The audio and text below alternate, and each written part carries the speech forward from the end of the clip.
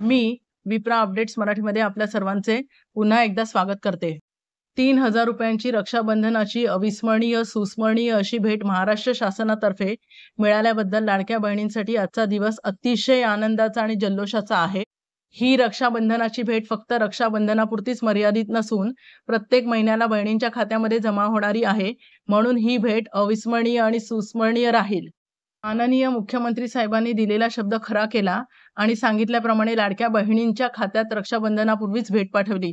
त्याबद्दल माननीय मुख्यमंत्री आणि महाराष्ट्र शासनाचे अगदी मनपूर्वक आभार आणि माझ्या लाडक्या बहिणींचे हार्दिक अभिनंदन। धन्यवाद। आता काही जण सांगतायत की तुम्ही खोटी माहिती सांगताय, खोट्या बातम्या देताय, पैसे तर 17 ऑगस्टला येणार आहेत, पण शासनाच्या नियोजनबद्ध कारभारामुळे शासनामार्फत पैसे आधीच आलेले आहेत। मी भरलेल्या फॉर्म मधले बऱ्याच बहिणींच्या खात्यामध्ये पैसे जमा झालेले आहेत आणि त्यांच्यासाठी प्रूफ म्हणून मी हा व्हिडिओ वेगवेगळ्या बँकेचे SMS मेसेज सहित दाखवित आहे। तरी अजून कोणी मुख्यमंत्री माझी लाडकी बहीण योजनेचा फॉर्म भरला नसेल तर लगेचच फॉर्म भरा आणि या योजनेचा लाभ घ्या।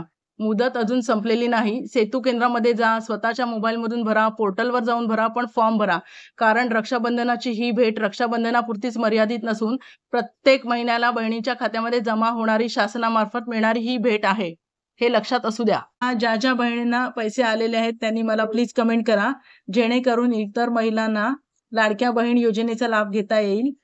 आणि हा महत्त्वपूर्ण व्हिडिओ जास्तीत जास्त महिलांना शेअर करा। व्हिडिओ आवडल्यास व्हिडिओला लाईक करा आणि चॅनलला सबस्क्राइब करा।